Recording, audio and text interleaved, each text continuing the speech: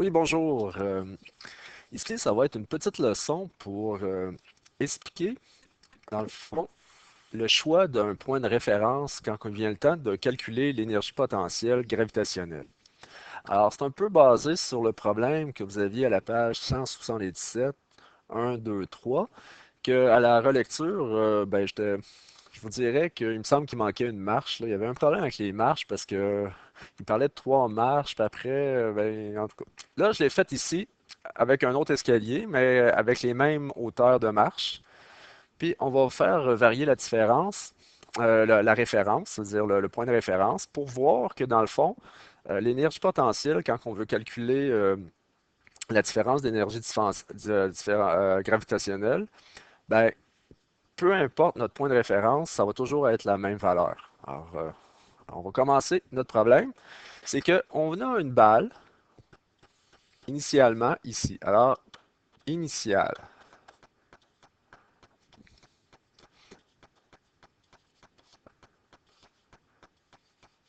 OK? Alors, initialement, on avait la balle à cette hauteur-là.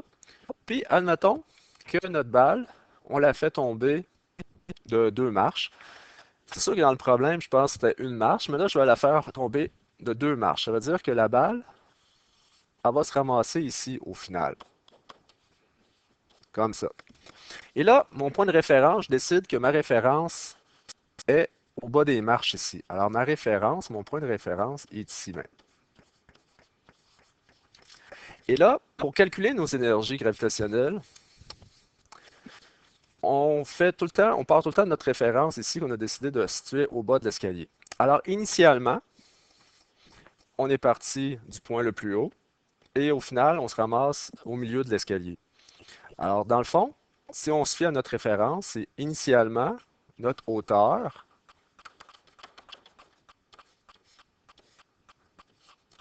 Ça serait notre hauteur initiale. Okay? Alors, notre balle, initialement, était à cette hauteur-là. Et au final, elle a une nouvelle hauteur qui est ici. Alors ça, on va commencer. C'est notre schéma pour pouvoir faire nos calculs puis avoir une idée de nos valeurs. Alors, on commence. Notre masse de la balle était donnée en grammes, était donnée avec 154 grammes, mais qu'il faut la mettre en kilogrammes. Alors, on sait qu'il faut diviser par 1000, comme ça. Étant donné qu'on parle d'énergie potentielle gravitationnelle, notre G, 9,81 mètres secondes carrés. Notre HI dans ce cas-ci, puis notre HF, c'est des données super importantes pour calculer notre énergie gravitationnelle initialement et au final. Alors, initialement, si chacune des marches font 17,5 cm, ben, la hauteur du HI, dans le fond, c'est 1, 2, 3, 4 fois cette hauteur-là. Donc, c'est 4 fois 17,5 cm. Mais qu'on ramène ça, bien sûr, en mètres, alors divisé par 100 ici. Et on arrive avec 0,7 mètres pour la hauteur initiale. Maintenant, la hauteur finale, c'est deux fois cette grandeur-là. Alors, c'est deux fois 17,5 cm qu'on divise en 100. Donc, notre HF ici, ben, on obtient 0,35 mètres parce que c'est la hauteur de deux marches. Alors là, c'est mes données pour pouvoir calculer. Alors, on commence par calculer quoi? Ben, l'énergie potentielle initiale, ça veut dire avant que je donne une pichenote pour qu'elle tombe jusqu'au milieu de l'escalier. Alors, la formule, c'est mg fois les hauteurs, mais là, ici, c'est la hauteur initiale. Donc, 0,154 multiplié par 9,81 multiplié par 0,7. Donc, à cette hauteur-là, ma balle, elle avait à peu près 1,05, on va arrondir ça à 8 joules. Maintenant, une fois qu'elle est rendue au milieu de l'escalier, ça veut dire à cet endroit-là ici, c'est l'énergie potentielle finale. Puis là, ma référence, toujours encore par rapport au sol. Ça veut dire que ici, cette balle-là, par rapport au sol, elle a encore de l'énergie. Ça veut dire elle n'a pas atteint le bas. Donc, c'est même formule, mg fois, dans ce cas-ci, la hauteur finale qu'on considère. qui est 0,154 fois 9,81 fois 0,35. Et là, on obtient 0,529 joules. Là, maintenant, on veut savoir la différence d'énergie potentielle gravitationnelle. Alors, c'est le delta G. C'est quoi ça? On veut savoir, pour passer de ce point-là à ce point-là, c'est quoi le delta potentiel? C'est quoi l'énergie qu'elle a perdue, passer de l'initial à final? Parce que la balle, elle a changé d'auteur, alors elle a perdu de l'énergie potentielle gravitationnelle. Et ça, ben, c'est toujours le final moins l'initial.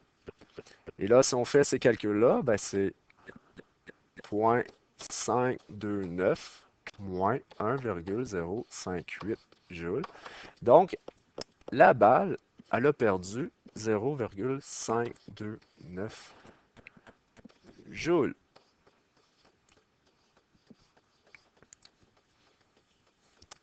Donc, elle a perdu cette énergie-là. Alors, elle avait pas mal plus d'énergie initialement qu'au final. C'est pour ça que c'est négatif. Alors, il y a eu un travail négatif. Alors maintenant, on retient ça. Si on fait maintenant le même problème, mais en changeant notre référence, alors on a toujours notre balle initiale qui est ici. La situation initiale. Bon, si je dis une situation, il faudrait que je mette un E à initial, mais bon. Puis au final, est encore au milieu de l'escalier. Mais là, maintenant, je décide que ma référence, c'est cette marche-là.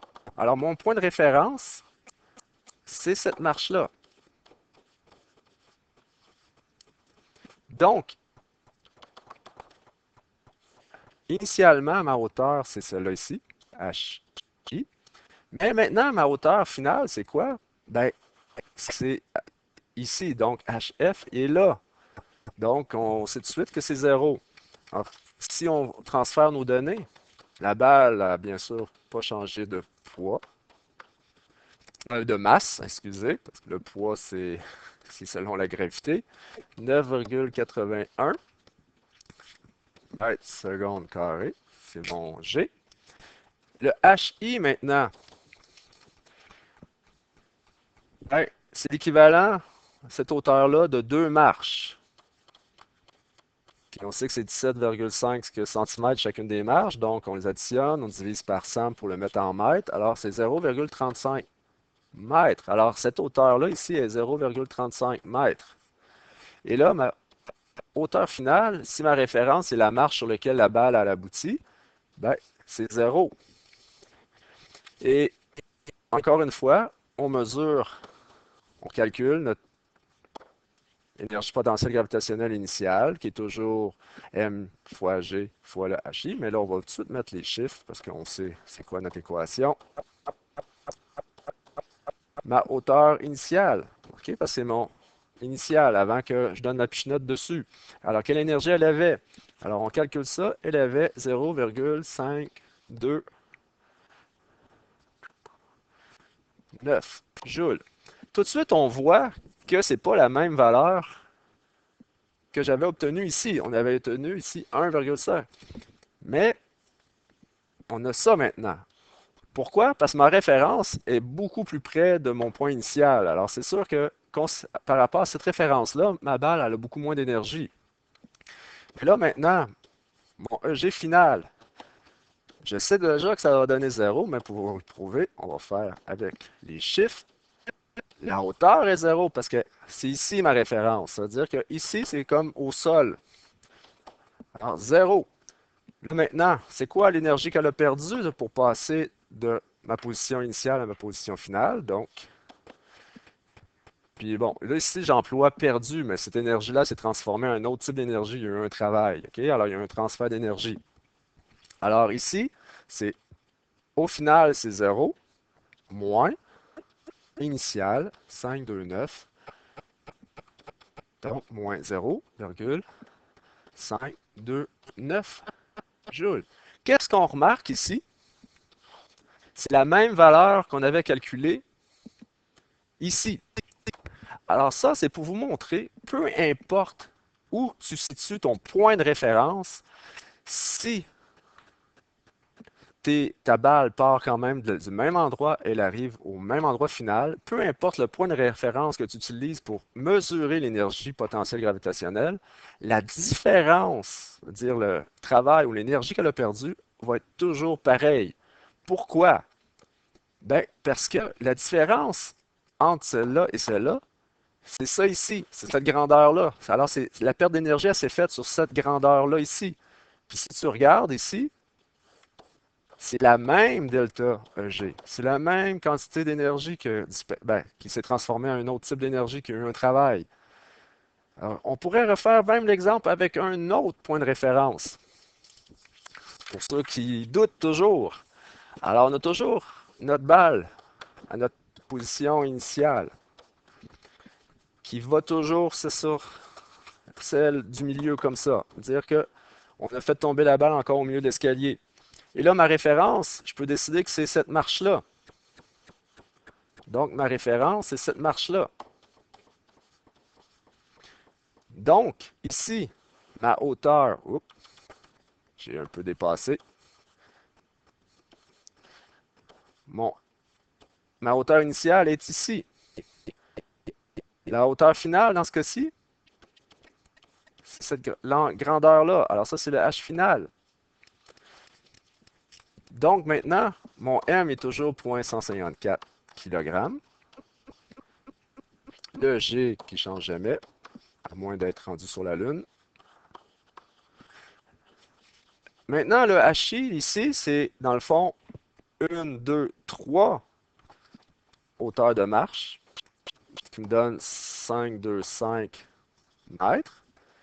Le H final, dans ce cas-ci, c'est une hauteur de marche, 0,175 mètres.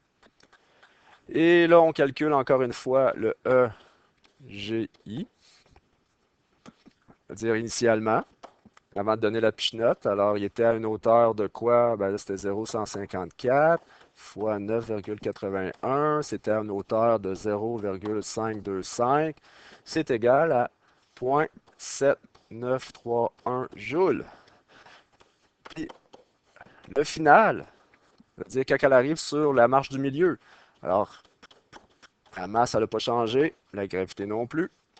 Mais maintenant, elle est rendue à quelle hauteur par rapport à ma référence qui est comme la dernière marche avant d'atteindre le sol? Ben, c'est une hauteur de une marche qui était de 0,175. 0,175, excusez. 0,2644 joules. Et là, encore une fois, pour passer de cet endroit-là à cet endroit-là, c'est quoi l'énergie ou le travail qui s'est fait? Ça veut dire le delta G, qui est tout le temps la différence entre l'énergie initiale puis l'énergie. Oh, excusez, la différence entre l'énergie finale et l'énergie initiale. Donc, 0,2644 moins 0,7931. Et si on calcule ça, ça donne encore moins 0,529 joules. Alors, cet exercice-là, c'était pour vous montrer, peu importe le point de référence pour calculer notre énergie potentielle, quand vient le temps de mesurer le travail ou la différence d'énergie potentielle gravitationnelle, ça ne va rien changer à la valeur parce qu'on a toujours obtenu que le travail ou la différence d'énergie potentielle a été de moins 0,529, de moins 0,529, moins 0,529 joules. Alors, j'espère que ça répond à certaines de vos questions par rapport au point de référence. Merci.